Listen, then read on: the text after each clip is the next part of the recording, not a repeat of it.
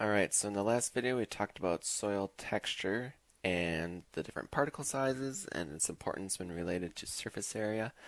In this video we'll talk about how we can classify soils based on that texture. Again, particle size affects two very important features: the soil surface area and the number and the size of the pore spaces between the soil solids. So here's our soil textural triangle. And we use this to classify soils based on the percent of sand, silt, and clay. Remember, those are three soil separates. And we'll go through here and how to use the triangle and do an example of that. So up here we have our clays. Down to the left we have our sand, and down on the right is our silts.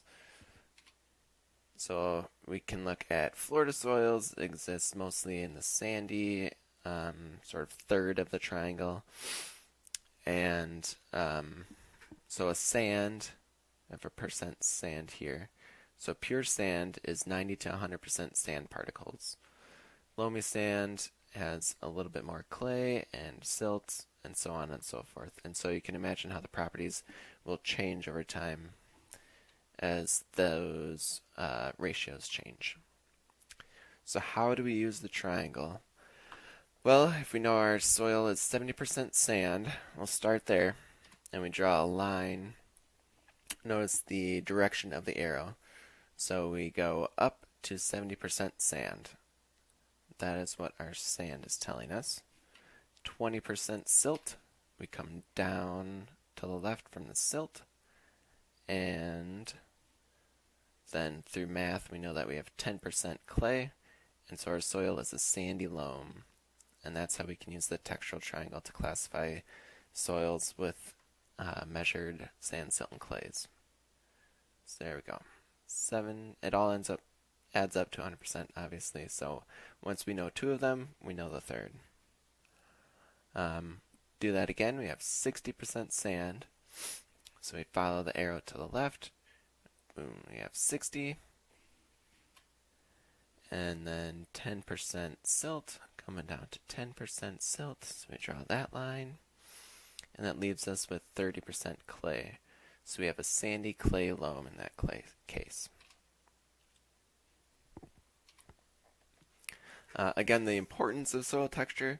So water holding, drainage, and infiltration, all of our water relations, nutrient holding capacity, and this is all sort of related to what we talked about in the last video, the difference in surface area, and then the particle attraction between particles of different sizes and different chemical makeup as well.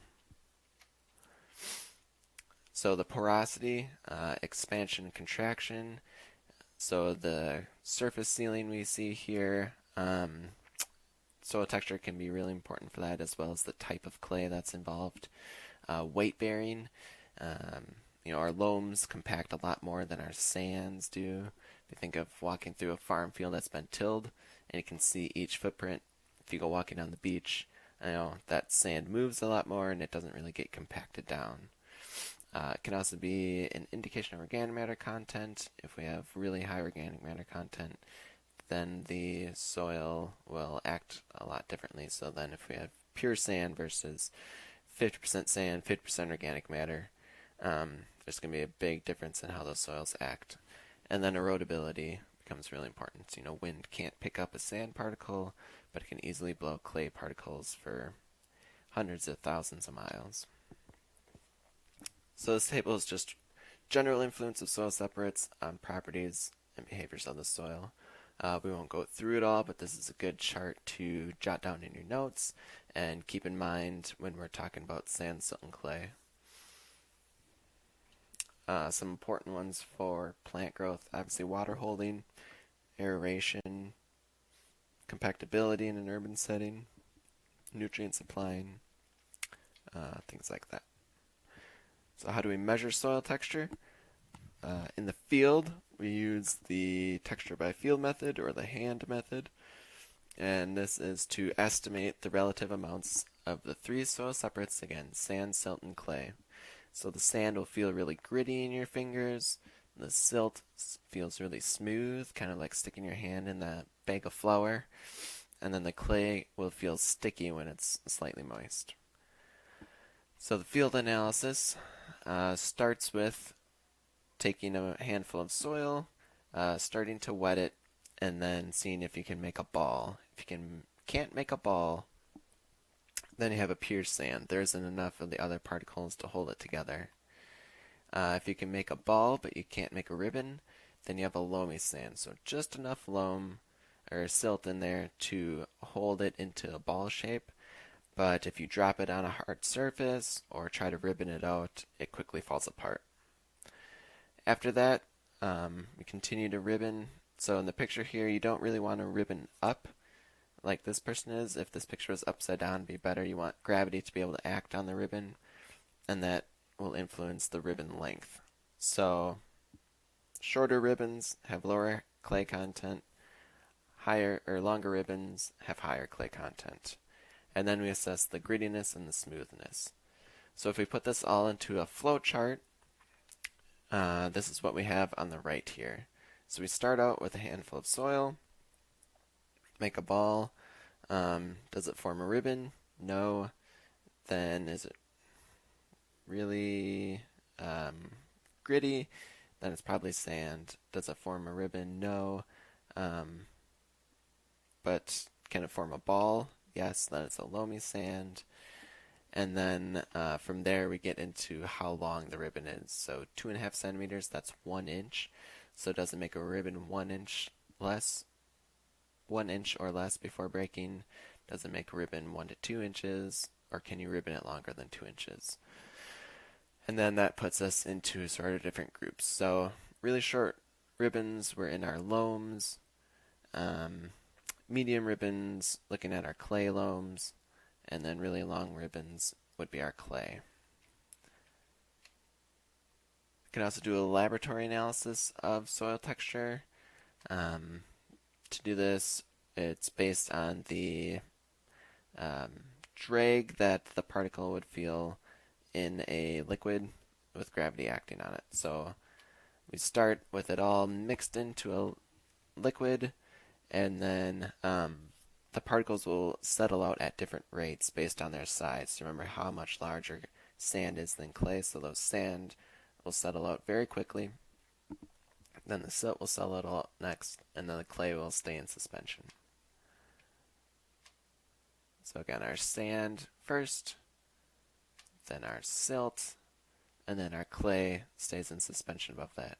And so what we do is we use a hydrometer floating in the suspension to sort of get a read of the solution, and then that tells us estimated percentages. So the settling velocity, sand settles out much quicker than the silt and the clay, and so that is why we can use this method to determine it. Density of suspension decreases as particles settle out. So sand will settle out by a minute.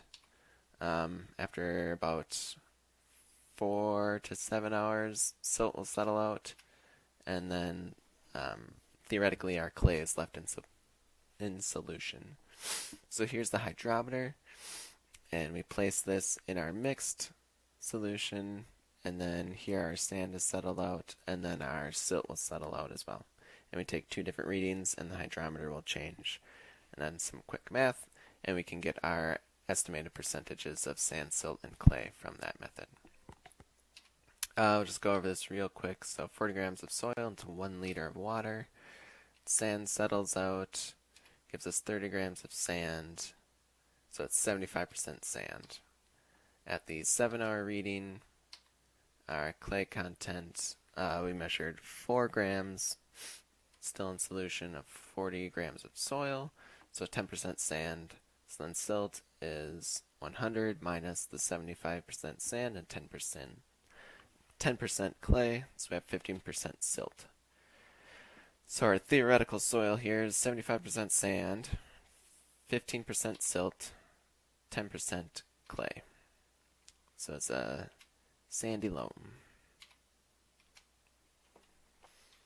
Alright, that'll be all for this one, and then we'll talk about